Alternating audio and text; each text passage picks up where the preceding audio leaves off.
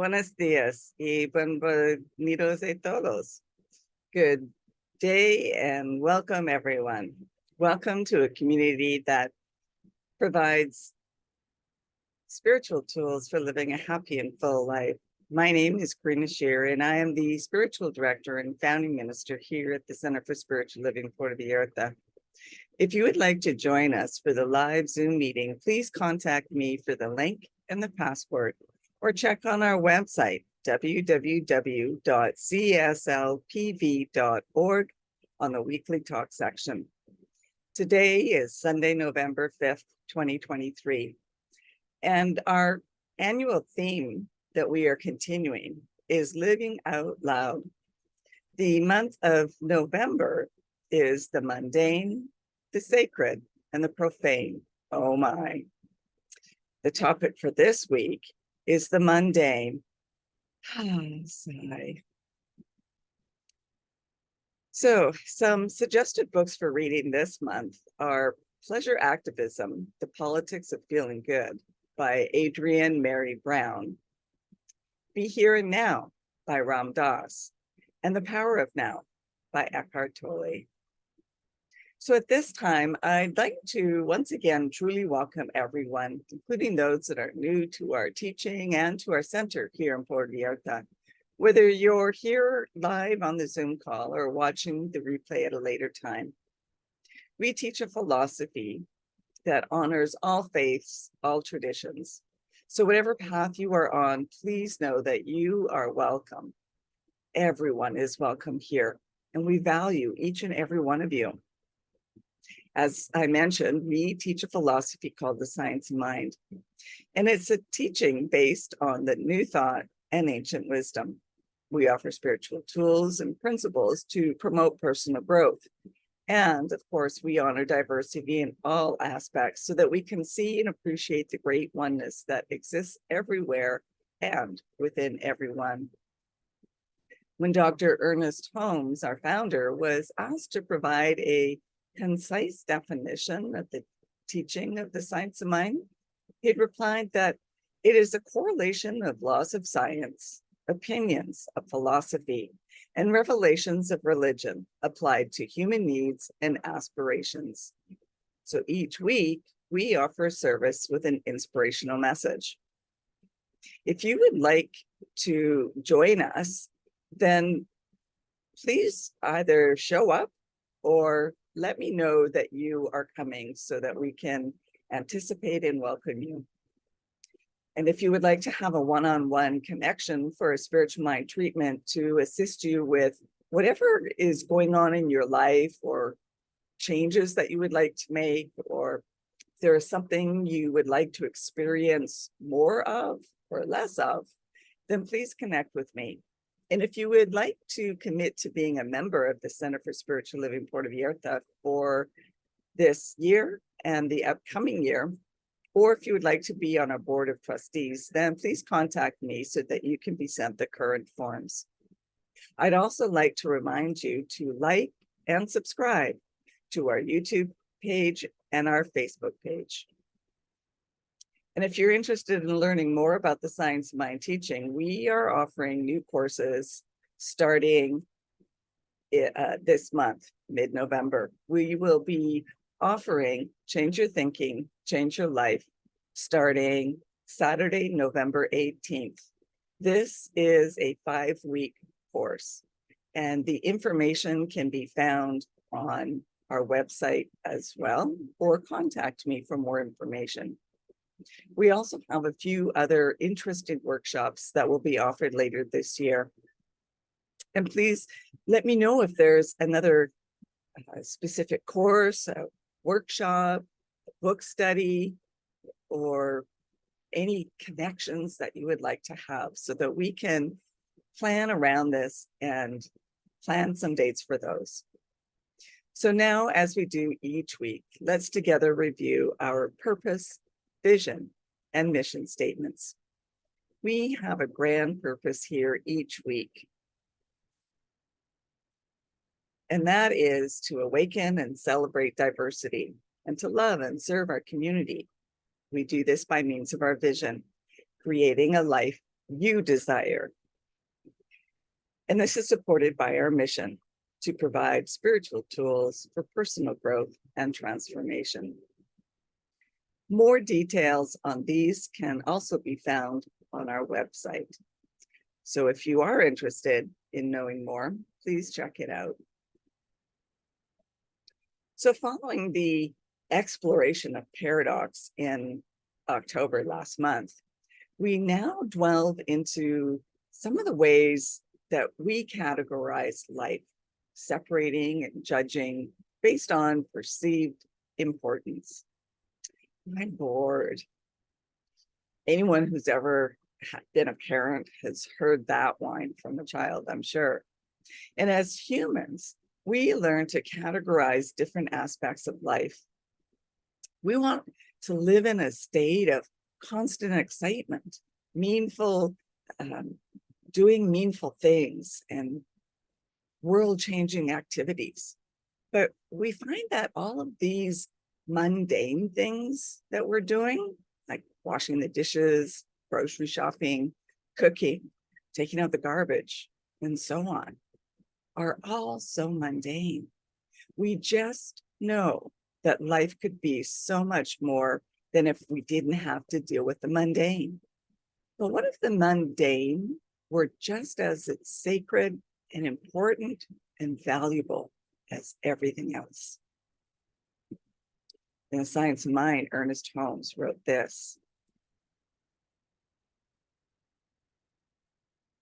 "We should not look forward to a hereafter without activity, but to a place where our work will be done in greater harmony with the divine law because of greater understanding."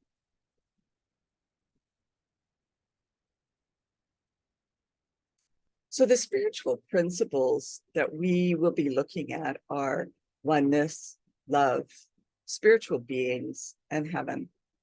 The oneness doesn't evaluate its creative expression as good or bad, exciting or dull, mundane or exciting. All is itself good, joy, and all is loved equally, again, without distinction. As we remember that we are spiritual beings having spiritual experiences in a human form, we can release assessments and simply experience life, thus realizing that we are already within heaven. Spiritual practices involve mindfulness, or practicing the presence, being with the sacred of what is, self-awareness, paying attention to when we label, judge, and disconnect from reality, and gratitude, simply being grateful for all that there is. In Ideas of Higher Idea, Ernest Holmes wrote this: "Jesus taught them, saying, 'Blessed are the pure in heart, for they shall see God.' He meant right here, right now, this morning."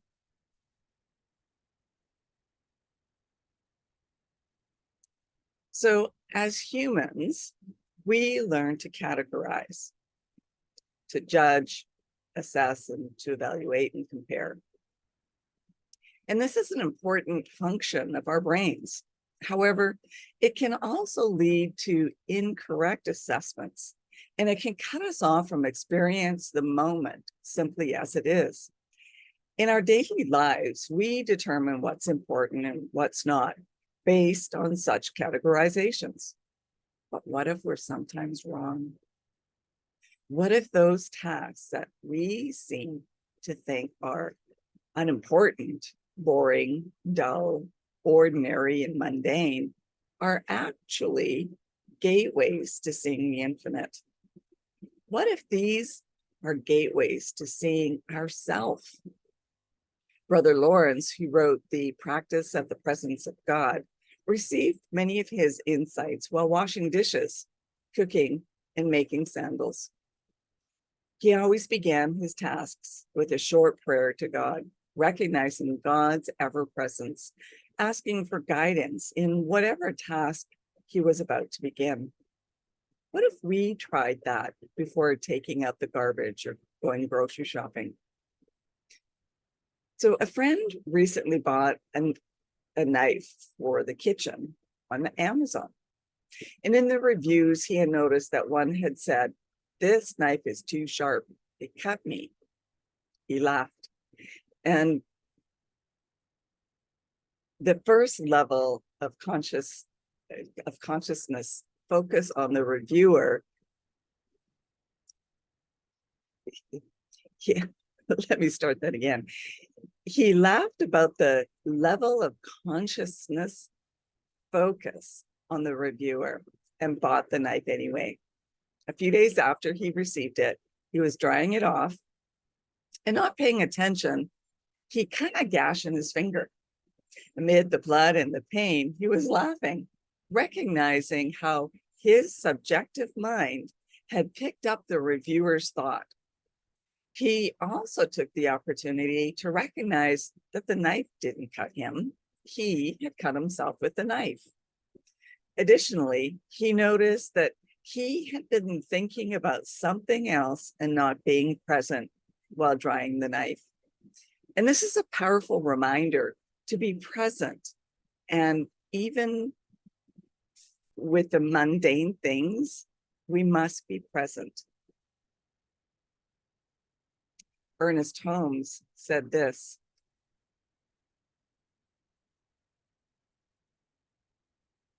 "As we gradually wake up to what already exists in the mind of God. And because we wake up to it, it appears to us."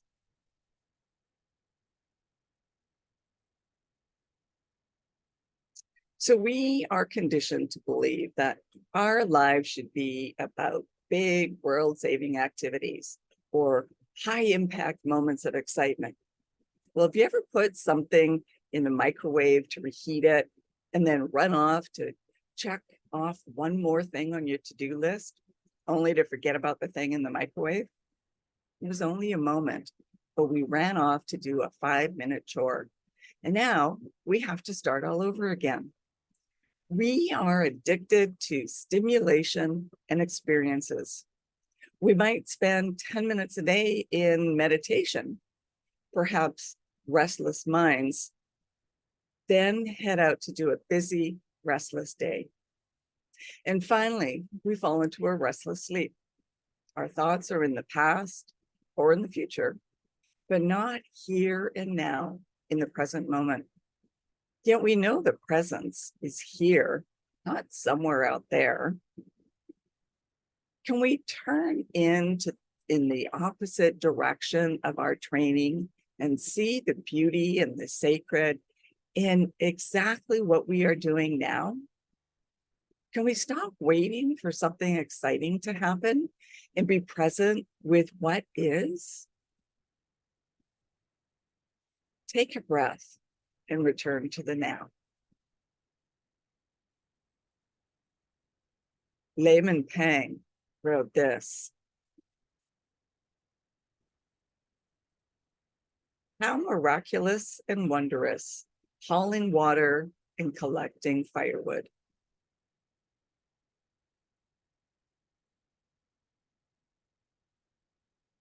So in response to the question, what comes after enlightenment? The Buddhist answers: before enlightenment, chop wood, carry water. After enlightenment, chop wood, carry water. We live as humans, no matter how enlightened. We are here to experience the spiritual in the human form. All of it is a dance of life. To believe that enlightenment transforms us to where so-called mundane tasks are no longer necessary is fantasy. In the old days, carrying water from the river for cooking and cleaning, gathering firewood for cooking and warmth, were basic necessities for oneself and the community. I remember as a child going with my grandparents to the cabin on the lake. I would go with my grandma down the road to the communal water pump with buckets to fill to take back to the cabin for drinking and cooking, washing dishes, and even bathing.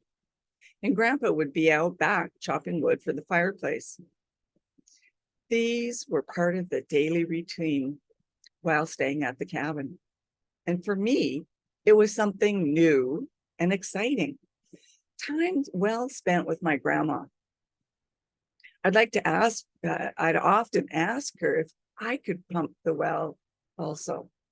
It did require some strength, and she would need to help me because I wasn't quite big enough or strong enough to do it on my own. But I would concentrate on the repetitive motion to draw the water up the pipe and out the tap. If I missed a beat, the water would come out as a slow trickle, and we might even have to prime the pump again to get the water flowing. The steady, methodical rhythm was important. In the Zen goals, as well as in the hero's journey, the enlightened one returns to society. But whereas before enlightenment, all had been duty and obligation with which the seeker had been in struggle, after enlightenment, the same tasks were done with joy for the sake of the tasks themselves. The Zen teacher Layman Pang said, "How miraculous and wondrous hauling water and collecting firewood. When we climb out of our categorization of things as mundane, we truly see that all is miraculous because all is spirit." And Matthew Fox said this,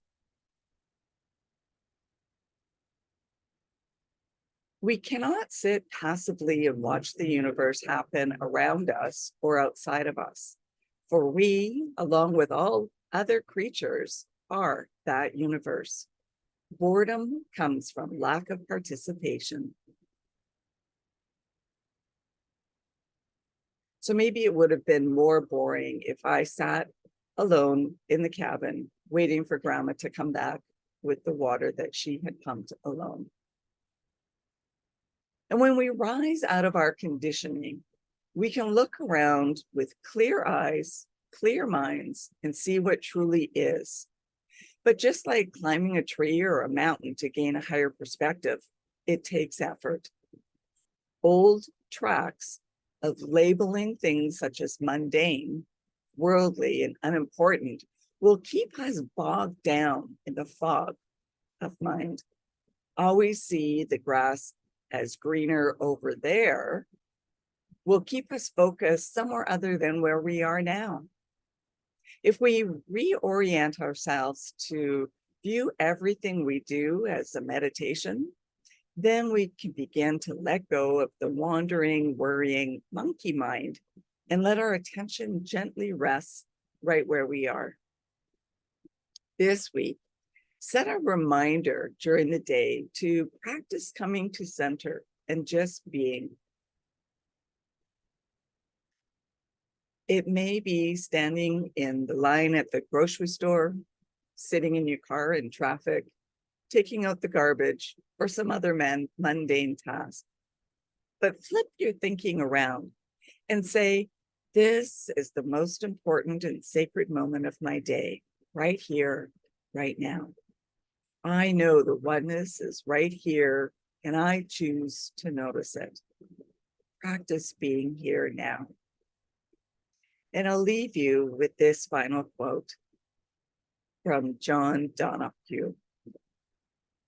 And he said, "Beauty is so quietly woven through our ordinary days that we hardly notice it. Everywhere there is tenderness, care, and kindness, there is beauty." And that brings us to our affirmation for the week. I look and find the sacred in everything.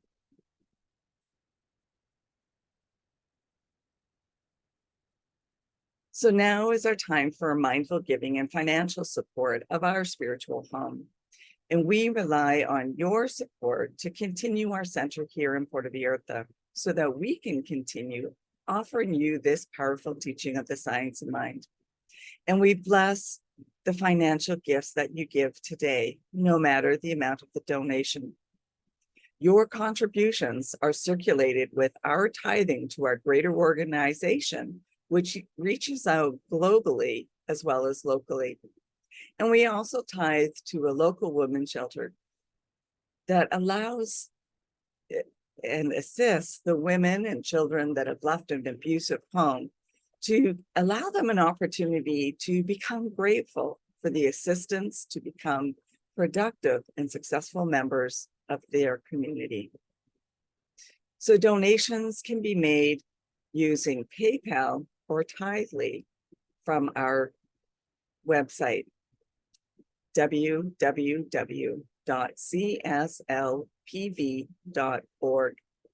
You'll find the donate buttons on both the landing page and at the top of the page where you find these replays of our weekly talks.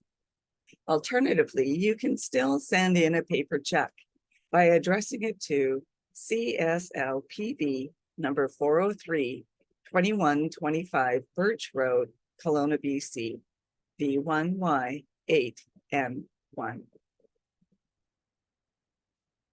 And now, if you would like to join me in our offertory affirmation.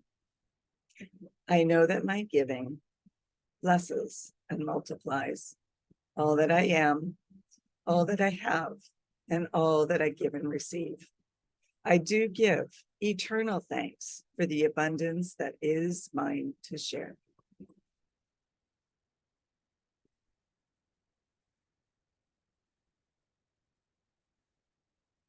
So thank you for coming and sharing this time together.